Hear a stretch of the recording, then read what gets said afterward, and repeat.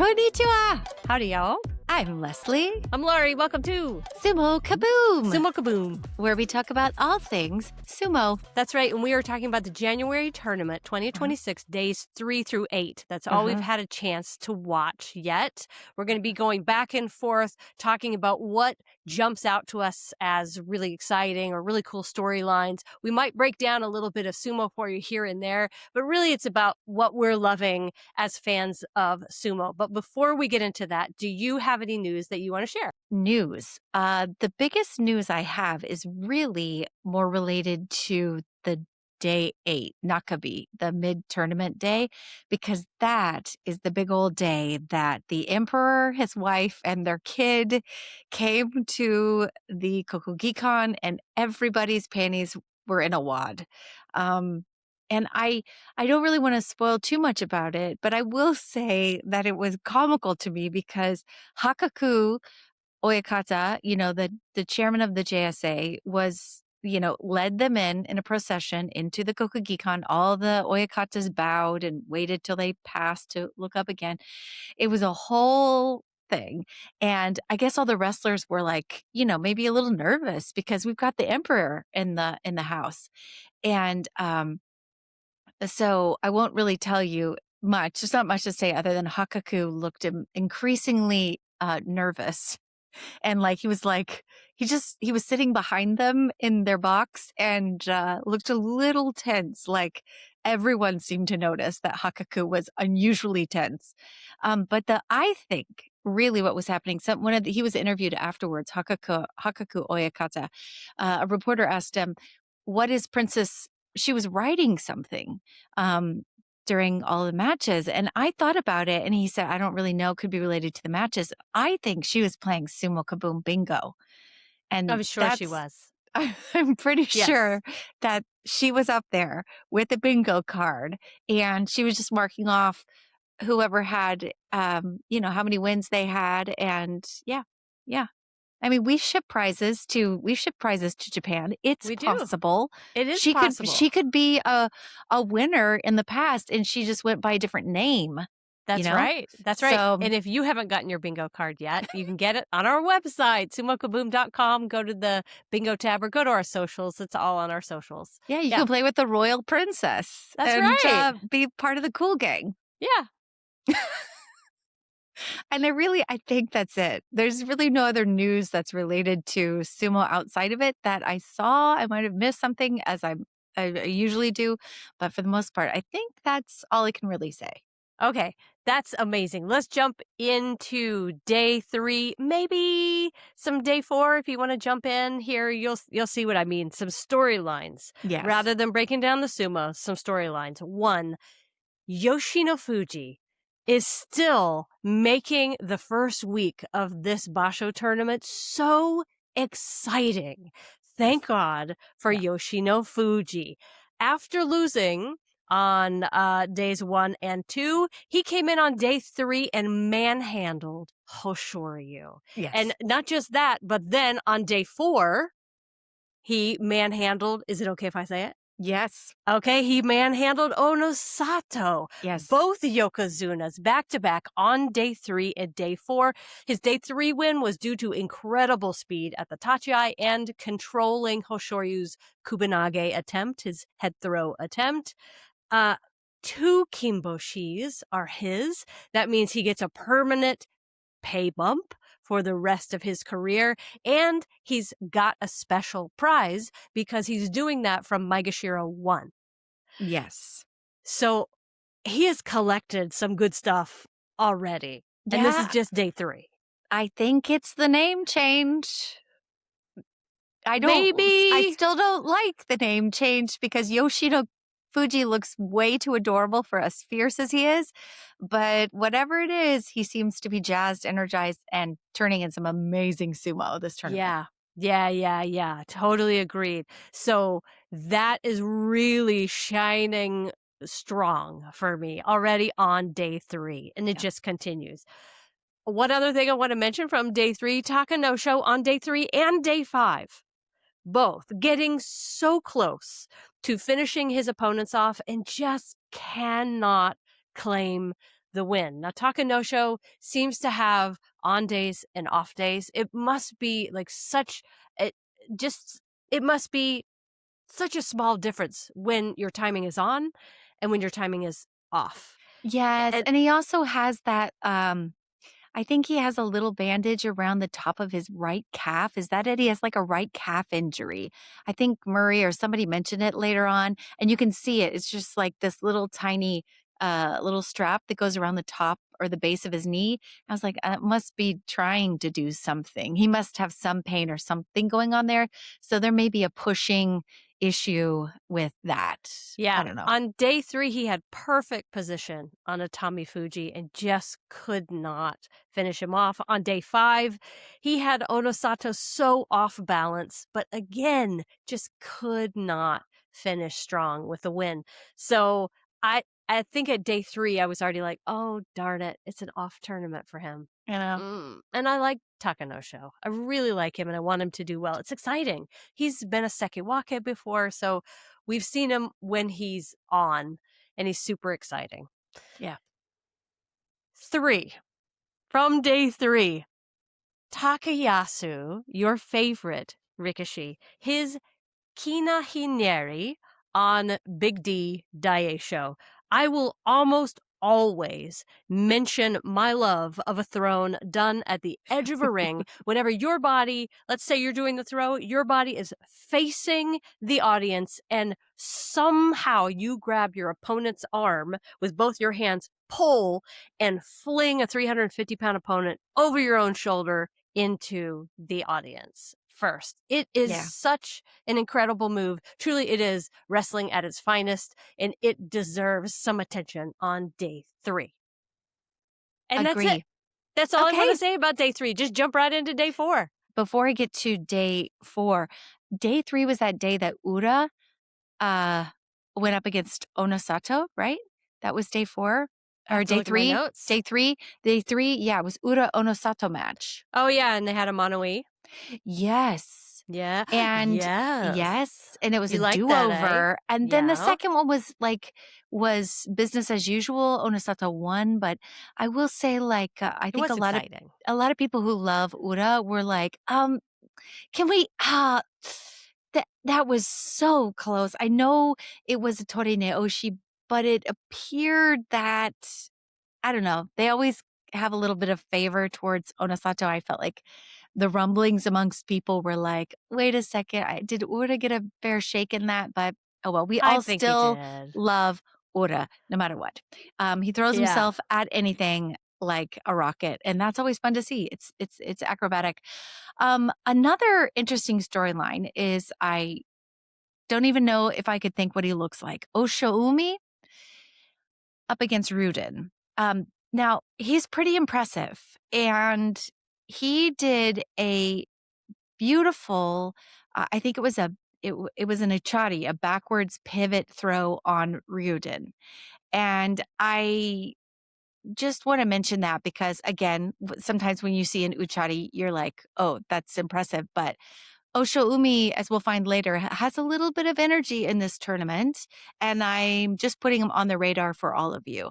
Ryuden's not, I mean, I wouldn't say he's like the easiest guy to take down, but like he doesn't have the greatest record. So he's sitting there at Micah 15, and he's an old veteran. And so he might be an easier guy to throw, but he's still 6'4". So anyway, he's a big guy, and he got thrown or flipped like a pancake. Um, let's skip all the way down to somebody I will talk about all day, every day, which is Fujinokawa versus Onokatsu. We had some really impressive leg trips from Fujinokawa in this match. He just kind of is like, what tools do I have in the tool belt today? He pulls them out. He kept at it with Onokatsu. And he tried one leg trip. It didn't work. Let's try it again. He just kept creating chaos for a much larger man. And that eventually just got Onokatsu like he couldn't keep his balance. He was just eventually swung around the whole doyo and forced out by Fujinokawa with a simple yorikiri.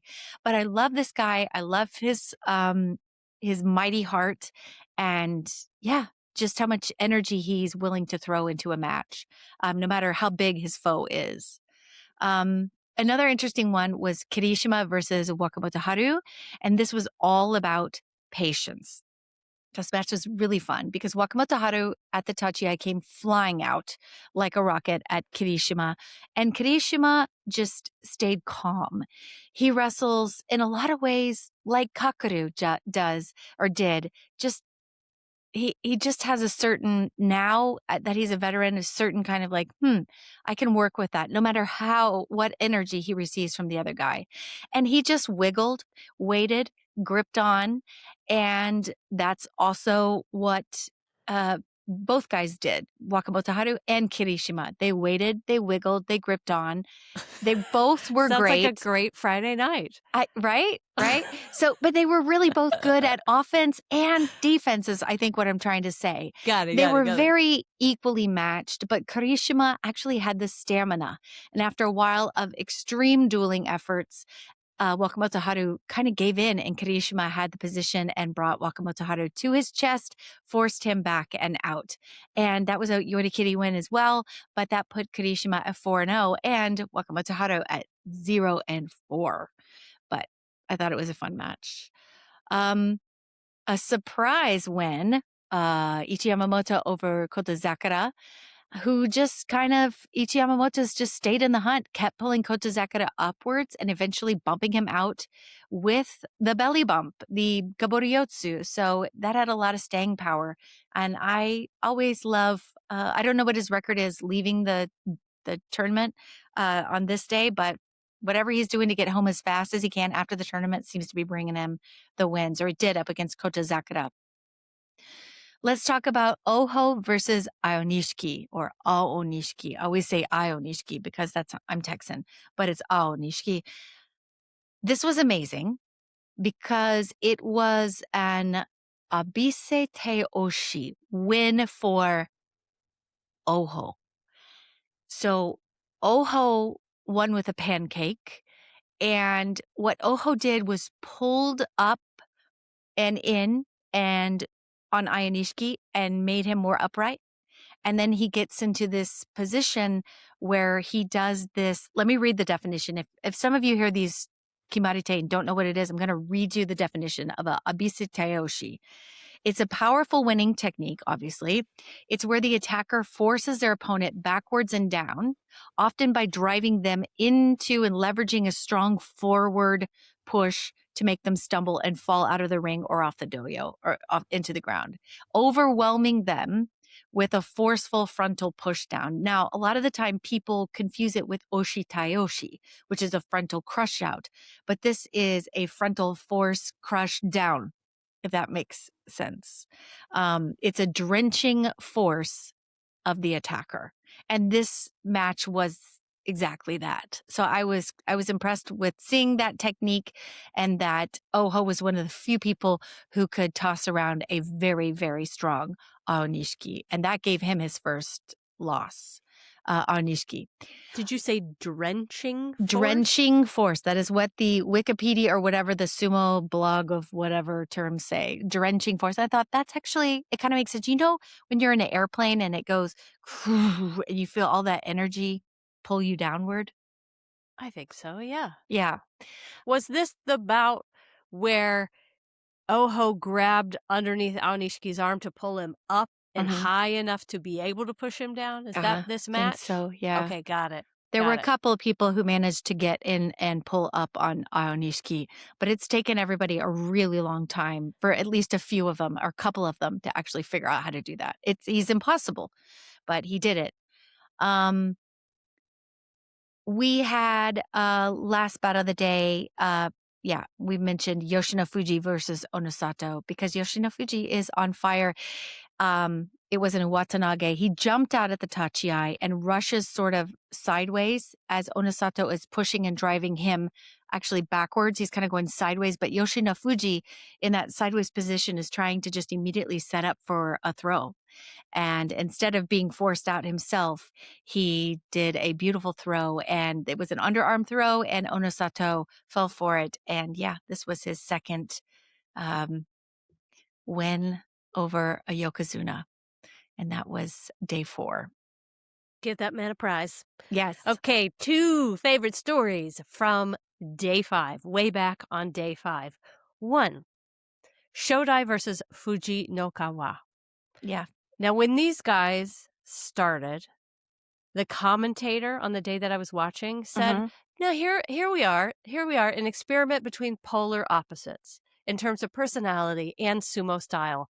That lit me up so much because those 2 are sumo opposites, Yes. and I cannot wait to get more of it. They're both chaos makers, Yeah. but if Different we ways of doing it. exactly, like Shodai, very tall, wiggly Shodai, and very straightforward, small, compact Fujinokawa. We've got Shoda on one side who's like, "Hey, it's all good, win or lose, it's all right, do do do do do," and Fujinokawa who is like, "I am only gonna win. I'm only gonna win. I'm a badger at this. If I don't win, I'm or I seem to be upset about myself." We've got Shodai, white wine drinking Shodai, that great meme of him on the boat drinking the white wine. And then we got Fujinokawa, who I can only imagine drinks like whiskey. Or maybe he's a beer dude, but he seems like he could be a whiskey or scotch dude. Not scotch. It's got to be whiskey, right? I yeah, I don't know. I don't know. We don't I know. just I don't see know any of this. I just see him as a gnat. He is like a human gnat, as But he's annoying as he so must be. tough. So tough. He doesn't stop. He will fly into your eyeballs, is kind of what I mean by a gnat. Yes. A gnat will throw Yes. themselves, they'll die in your eyeball. And that's they're fine going out like that. And I felt like Fujinakawa is always like that. He's willing to go down with the Yeah. ship. Oh my god. Yeah, he is a big favorite with his foreign fans all over the world, Fujinokawa. But this is a rematch I could watch every day. I truly could. And just think about all the different ways they are polar opposites. So if anybody else out there can think of another way that they are polar opposites, please let me know because that's as far as my mind has gone. But I have a feeling there's more. Like I can't imagine Shodai spends an awful lot of his day lifting weights, but Fujinokawa must. He looks like he does, right? But I don't know. I'm just guessing here. Anyway, on day 5, Fujinokawa walked away with a win. I'm not even talking about the sumo. I I was just gonna got so say, excited. how did that match go? From what I remember, he Shodai, if you could do it out like a scene, he was like, "Hey, hey, hey, hey, hey, hey, hey, and go, go, go, go, go," and Shodai was like, "Hey, hey, whoa, whoa, whoa, whoa, whoa," and then he was out. Shodai was We'll out. take it. We'll take it. That's a wonderful description. That's what it looked like to my eyes. Fujinoka was like, "I want this one, I want this one," and Shodai was like, "Hey, all right, peace out. Okay, you can have it. Okay, bye." As much as I love sumo, sometimes the sumo doesn't matter to me. Sometimes it's my brain gets so excited about the personality differences and just the Mhm. stylistic differences. It's the same sport, but they're going about it completely differently. And Yeah. I just was so inspired by that on day 5. I think Shodai just didn't wanna deal with it. You know? He was Maybe. just like, I can lose this I don't wanna deal with him."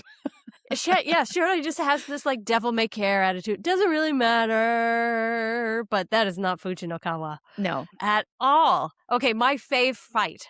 There was so much good sumo on day 5, Mhm. but my favorite one was Hakunofuji Oh, versus Kotozakura. It's the okay. only bout I'm really going to mention on day 5. Okay. Hakunofuji, he's on the rise, super exciting to watch, versus Ozeki Kotozakura, who believe had lost 2 in a row at this point. It's early Can't in the remember. basho, doesn't really matter. But when the bout began, they ended up chest to chest, and Hakunofuji had his left arm kind of underneath Kotozakura's like armpit, shoulder, Mm. like blocking Kotozakura's arm, keeping Kotozakura from being able to reach over and grab Hakunofuji's belt. And then Hakunofuji had I believe it was his right hand Mhm. on Kotozakura's chest. And they were kind of like that for a long time, chest to chest, where they were kind of pushing on each other and not really going anywhere. And they're Mhm. both huge, muscular men, muscular kind of in different ways, but still large, big men. And it stayed like that for quite a while until Hakunofuji just started kicking, like 2 swift kicks to the shin, which is it always kind of makes me so surprised when I see it. I still can't believe that's even legal. but he tried 2 swift kicks, and it seemed as though he overpowered Kotozakura, and Kotozakura went backwards and out. It wasn't like a dramatic win or anything, but it's it stood out for me because it lasted a long time, and there were 2 larger wrestlers that were it's just obviously done out and exhausted by the toughness involved in that match. It doesn't look like a ton from the outside, but you can just tell there's so much pushing going on. Yeah. They're generating so much power, and it's really hard to move Koto Sakura back because he's a size of he's like an iceberg. He's not the size of an iceberg, but he like that's one of his skills is he is immovable. He is like a top-heavy iceberg, actually. You know? Well, it's hard to move somebody like that, and Yeah. Yoshinofuji did it, and I was really impressed by that, and Yeah. that was my favorite moment of day 5. Also, Oho beat Kirishima, he was Yeah, and I'm not gonna faster. mention it. I know, I just mention it because he was faster than usual up against a very fast guy. So, Yeah, yeah. but what was his record Oh, I don't at know. this He's point? like Yeah, it doesn't yeah. matter, but he beats the big guy. He it's like he loses to the guys that aren't in Sanyaku, and then he turns on whatever it takes to beat the high end, not high end, the higher up guys. But anyway, Maybe he's inspired. Maybe he and Yoshinofuji are like very inspired to get Kimboshi. Maybe they're like cash inspired. well, I They would just think be. if I could beat this guy, I'm going to get 200 more bucks every basho or whatever it is. I can't remember how much more they get every time. Yeah, I But don't know what it maybe is. that is what really compels him to win. I don't know. Day 6, is that what we're at? Yep. Day 6. Okay, I'm gonna bump all the way down the list to Asakoryu. We haven't really talked about. He's not having the greatest, but him up against Abi. I'm mentioning Abi because Abi is 5-0 going into day 6. And I think Abi is happy as a clam in this Maegashira 12 position. I think he feels great there. And another thing we've noticed from the past, Abi was kind of like injured, something's going on. I feel like this tournament, his body is back. He's got full arm extension, and he made his typical jabby jabby arm deal, which is not a kimarite or it's not a technique, but jabby jabby arm deal. Probably a supati, but he comes in with his murder arm up against somebody else's neck and kind of wins with that strong arm. So it was a really nice, beautiful win up against Asakoryu, and more importantly, yeah, we just haven't seen him looking healthy and like his old self, and he is 6-0. That's why I mention it. He is on the leaderboard. Okay, Gonoyama versus Fujinokawa. This kid, Fujinokawa, is murderous. He's fast, he's furious, and he's Fujinokawa. He may have lost an eye in this bout because he looked like after it was over, he might have lost an eye, but I just don't think that would have bothered him. But Gonoyama came in with an epic tachi. He clearly won the tachi. Fujinokawa just takes the pummeling and rotates, and as Gonoyama thrusts back on him. And then Fujinokawa goes full on attack himself and just beats the hell back out of Gonoyama and rushes him back and out. Unfortunately, Gonoyama fell off the doyo like Humpty Dumpty. Like he just went, Oh, he did. He just fell like kaplum, dunk. kaplum, like a rag doll. And, but yeah, Fujinokawa is sitting at 5-1 after this win over Gonoyama, which Gonoyama is now 1-5. He's not having the best tournament of his life. But let me talk about Oho versus Wakamoto Haru.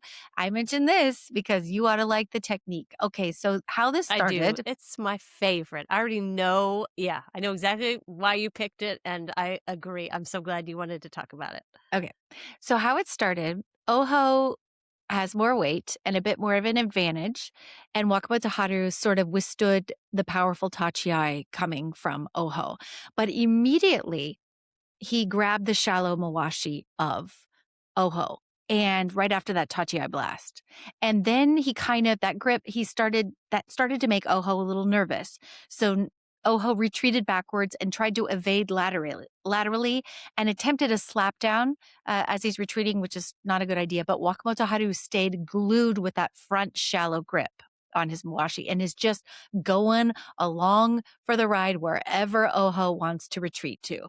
Then Oho decides, okay, I got to go full steam ahead. He gets in with a morizashi, the double deep underarm grip on Wakamoto Haru, and then drives Wakamoto Haru back into the edge. And Oho tries to finish the job off with some beautiful goboriotsu that does not work. That is the belly bump, and Wakamoto Haru is up against the ropes and he's not budging. But when you are about to go over the ropes, you've got a couple of choices. And one choice is the uchari. And that is what Wakamoto Haru decided to do. So he, with that underarm grip, decided to do a backwards pivot throw on a 400-pound man, a larger, beefier man. And boy, did it work. Both of them went flying through the air. Sorry, both of them went flying through the air. They hit the dirt hard. They're bloody as all hell. And this beautiful kimarite at the edge. And I was here for it. It worked like a charm. And I was like, are you kidding me? Wakamoto Haru doing an uchari, like a backwards pivot throw on very husky Oho. Who knew? But he did it and it was beautiful. It Beautiful. is truly one of Wakamoto Haru's skills. There are few wrestlers that can do that skill repeatedly, and it is just in his tool belt, and he just is so beautiful when he does it. I think it takes a lot of strength and proprioception. You got to know where you are in space. Mm-hmm. It's really cool to watch and sexy as hell. Yeah. Yeah. And Yeah. then the last bout of the day I want to talk about is Aonishiki versus Takayasu. So up top, Aonishiki stuck to Takayasu like a tick. He wrapped around his belly with both arms. So Gross. Takayasu, yeah, I know, but when I watched him, I was like, unfortunately, if you've ever had a tick, you have to try to pull it off, right? You And can it's just like, tell we're I'm not from going anywhere. Texas. Well, right. Well, ticks are in the Northeast. Deer ticks are everywhere. Anyway, you can't get it. Like he's going to stick to you. That is Aonishiki. He does not let go. Once he's got under Takayasu's arms and he's around his belly with his head in his belly, Takayasu is trying to pull him up. You can really see Takayasu struggle with all his might. And Takayasu, he always comes in with the kachiage, the forearm blast. He's always used to kind of winning that tachi with more force, but Ainishiki can really handle it. He just comes in, gets under his belly, lifts up, drives Takayasu back and out. It was beautiful, and I hate it when Takayasu loses, but I'm okay if he loses to Ainishiki. So Yeah. Ainishiki is sitting at 5-1 this day.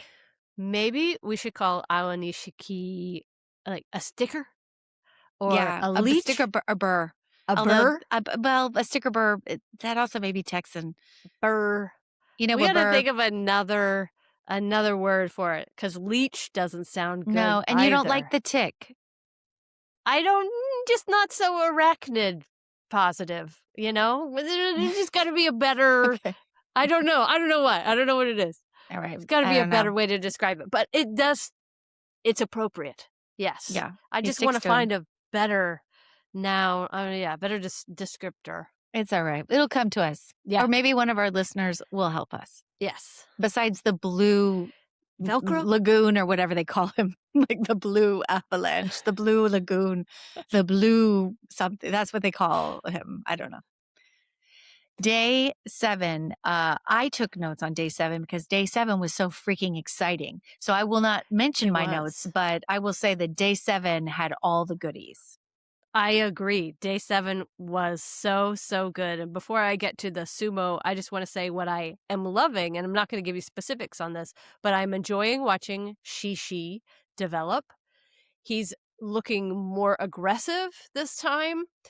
He's not giving up at the edge the way he has in the past, and I am really enjoying it. Do you know Also he's enjoy. Go ahead. 29? He's 29 years old. Yeah, he's older. Yeah, Yeah, I yeah. think I forgot that. Mm. Oshoumi, again, really exciting, doing much better than he did the last time when he was up in this high division, and Mhm, that's really exciting to watch. mhm. But one of the first bouts that made me go, "Oh, this is such a great day," was Asanoyama versus Abi, our soul leader on day 7. As you said from the day before, Abi had not lost at this point, but Asanoyama knows Abi. He's met him before many, many times, and he set Abi up perfectly for a pull down, a Hikiotoshi. It was so gorgeous, and it was Abi's first loss of the tournament on day 7. I would call that a gift to all of us. Yes, who have been fans of Asanoyama for a very long time. That was like it felt very good. It felt good. And Abi, I mean, that is a technique that Abi uses all the time, so it's a secret pleasure to see someone do that on him. Okay, 2 men got their very first wins on day 7. Taka No-Sho, who I mentioned before, and Ura. Taka No-Sho looked relieved and somewhat angry to finally get his win, like he was thinking, "Good God, that took so much effort." Finally, Ura, when he got his win, he just looked like he had finished watching a really pleasant movie. Like, It was Ura hijinks. The match was totally fun. yeah. Yeah, it was just so pleasurable to watch them both. But going back to the excitement dream machine, Yoshinofuji still making sure that this basho is a thrill, this time against Kirishima. And if you are a Yotsu sumo lover like I am, this is just a golden match. It had everything. And It by the way, had Yotsu sumo, for anyone who's new to sumo, means belt belt sumo. sumo. Yeah, yeah, That belt means they sumo. wrestle grabbing onto the mawashi. And there's pushing and thrusting where there's no belt, it's just pushing and thrusting. And then there's yotsu, which is all the techniques involving holding on to the other person's mawashi. Yeah, and oftentimes in the sumo world, they'll start people learning pushing and thrusting and pulling sumo, and it takes more finesse and much more experience to do belt sumo, yotsu sumo, which is why I love it. It's just so cool. And this match had throw attempts, it had counter moves, it had attempted headlock throws, it had reactions, it had changing of grips, it had it all. But at the end, Kirishima, the Sekewake, ended up throwing a winning, I think it was an Uwatanage. Did you write down what move it was? No, I just said match was insane with near misses unbelievable. Yeah, okay. That's pretty much what it felt like. Because one person makes a move. It's like watching physical chess in action. One Yeah. person does one thing, another person reacts, and it's just beautiful. It's I did not write gorgeous. down the technique, but I could look it up. But just know it was Yeah, it's not important. unbelievable. Yeah, Unbelievable. it was just really beautiful. But 3 matches I just want to mention quickly that took place on day 17, not 17, 7. Seven. Ao Nishiki did not let Wakamoto Haru do the uchari he attempted again. It worked for him the day before, Yes. but Ao Nishiki didn't let it work He was on like, day 7. I watched those tapes, Yeah, he's like, bro." I know your move. I know your moves, bro. Both leapt off the doyo, intertwined, and they Yeah. landed on the first and second row, like in the first and second row, which is always fun to watch in the slow mo as you watch people suddenly, it's like slowly realizing that these 2 men are falling right into their laps. Two That large will men. Yeah, that will never get old to me. I just absolutely love it. And they all look delighted. Like, yay, I can't believe I got 2 right here in my lap. I would probably do the same thing. So, Ono Sato stumbled all over the place in his match against Daisho, but somehow stayed in the ring long enough to slap down Daisho. I don't know how he did it because it looked like he was ice skating, but it was amazing. Onosato, kudos to you. And to finish off this incredible day of sumo, we got 2 Just brilliant matches of sumo from the same two sumo wrestlers, Hosh Hoshoryu and Hakunofuji. And I say we got two of them because in their first bout, they both ended up going down at the same time, head first into the clay. And Yes. Hoshoryu, he kind of put his hand down as he was falling, but really the camera angle got it falling onto the top of his head and his shoulder kind of met together. But he ended up road rashing this like ping pong size hole in the top of You his know what's hairline. crazy? I looked at the day before his hairline, and I looked at that after that or the not the day before, It's the match different, before, right? he altered his hairline with Yeah. that fall. Like, he did not have a widow's peak kinda thing going down in the front. He has he has solar panels on one side. Yeah. Yeah, and you can see why, because all of his weight fell right into that one spot Ugh. on his forehead. They watched the slow-mo, there was a mono-e, much discussion was had, and it was ruled a rematch. We were gonna get another one, a Tori Naoshi, and the second time, Hoshoryu was not fooling around. He was like, "If I lost this much hair, I am gonna put this kid down quickly," and that's what he did. He kept Hakunofuji right in front of him, stayed in the driver's seat from the moment it began, and Hakunofuji was out. But it was really exciting to watch both matches. I thought they were both incredible, very different. And yeah, now we're going to be watching Hoshoryu's scab heal for the rest of the tournament. Yeah. Or if it'll grow Oh, back. Baby his baby poor yeah, baby hair, like don't his hair person, it must have just screamed backstage, yeah, like, "No! yeah. How am I gonna deal with that?" Baby don't like his hair dirty or his hairline messed with, and, yeah. Are you ready for day 8? Yes. Okay. Day 8. The royal family was in attendance, and like I said, Princess, Eugenie I don't know what her name is, Akio, Akiko I think it's You can Akio. call her Eugenie. You did that's a British one. That's a British one. She's not even Eugenia? yeah, she's not even a princess. She's like a Dutch I don't know. All you Brits are like, know who Eugenie is. I don't know. Um, just some princess that's Japanese was the daughter of a very polite young woman is playing our bingo, while her and her parents are watching sumo. And they're so pleasant. They are so pleasant. I am going to point out that Hatsuyama got his Makikoshi record on day 8 with the all 0 losses. Poor guy. Newbie, welcome to the top Yeah. division. And that's a pretty bad He start. Yeah, well, he cannot seem to push anybody back at I all. know. It isn't it's wild to watch, isn't it? It's like he There just have can't move anybody. I wonder if yeah. there's an injury there that he's really dealing with. It's got to be, or it's major nerves, one or the other. Yeah, and once you start losing, it's hard to get your mental, your confidence back, but I think so many of the guys that wrestle now, they all had a lot of them had rough starts. Not all of them made Oh, it quick. Shoumi. Yeah. There's a lot of people who have had terrible starts, and like she's one of them, Yeah. Yeah. and they keep at it and they get better, and that's just part of the process.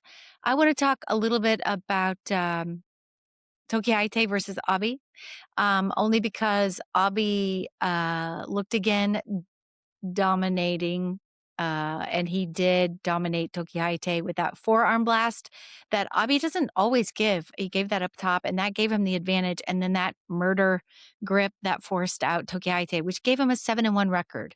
That's impressive, but I will see how the second week shakes out for him when he is up against more Sanyaku guys. That'll start to change in the coming days. Tamawashi versus Fujinokawa. Fujinokawa goes in up top fast, quick, gets himself pressed against Tamawashi's chest, and then gets the Morizashi double inside grip on Tamawashi and does a underarm throw. And it's beautiful and fun to watch. And Tamawashi goes tumbling out of the dojo. So that was fun. Yoshinofuji versus Wakamoto Haru.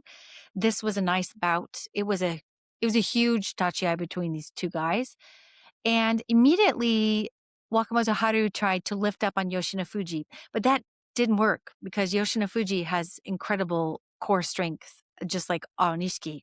They both, though, throughout this match readjust, and Wakamoto Haru gets a left hand inside real like quickly. And then Yoshinofuji knows he has to do something now because he's sort of backing up, and he also has an inside grip on Wakamoto Haru. And he tries to throw Wakamoto Haru out, but Wakamoto Haru has advanced Yoshinofuji kind of to the edge. And with this double grip, he resisted Yoshinofuji, this throw attempt, and instead fell and crushed Yoshinofuji out. So Wakamoto Haru luckily hit the dirt last, and Yoshinofuji just barely beat him into the dirt.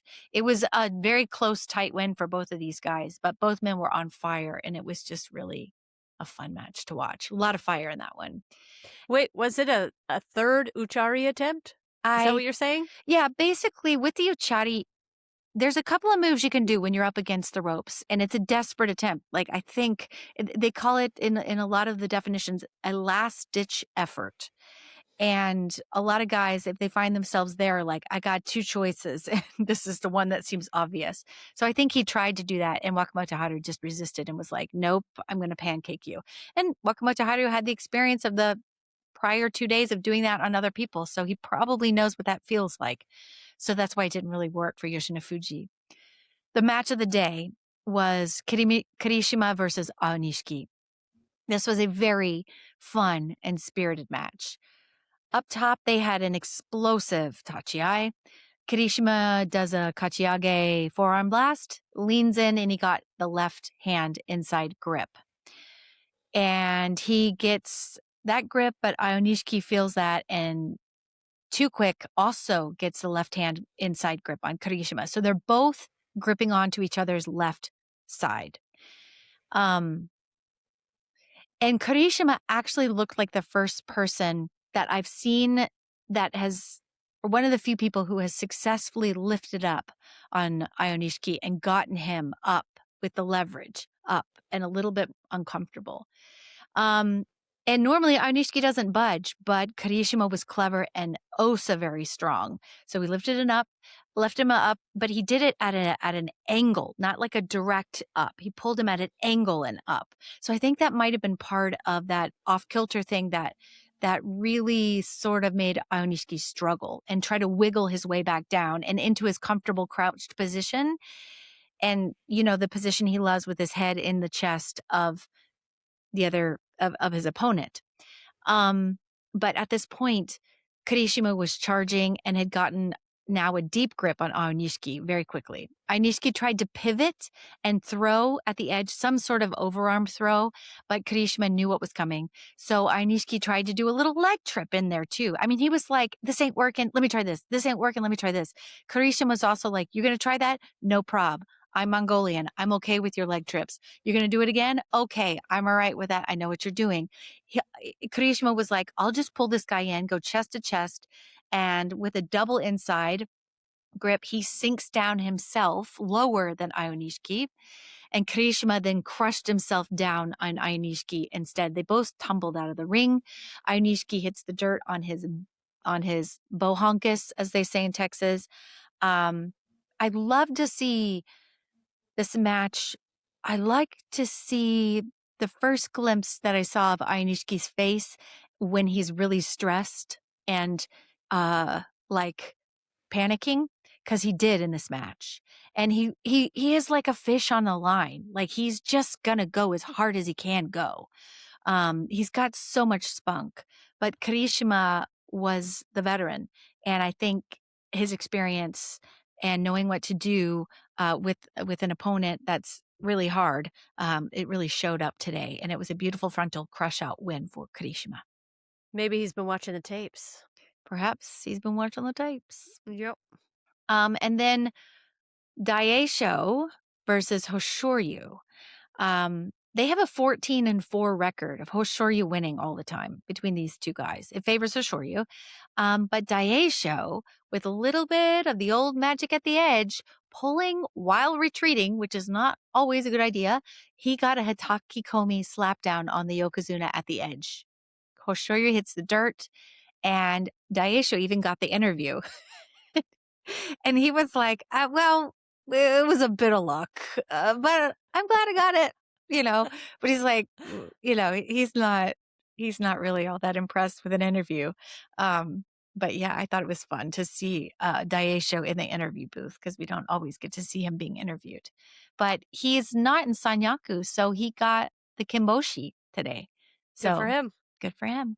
Yeah. That is all I have for day 8. All right, that's all we have time to discuss. We usually discuss a few more days, but the schedule is what the schedule is, and we are going to be watching week 2 of the sumo along with you. We'll be back next week to describe what we love about it. We usually don't do predictions here. Do you want to do one? No. No. Okay, we're just gonna... You know what I do? Okay. I predict the princess might win our Sumo Kaboom. Okay. Bingo. I predict that we're gonna love whoever wins. That's true. That's a prediction that's gonna come true. Yeah. All right. Well, until then, I am Leslie. I'm Laurie. See you later. Bye. Bye.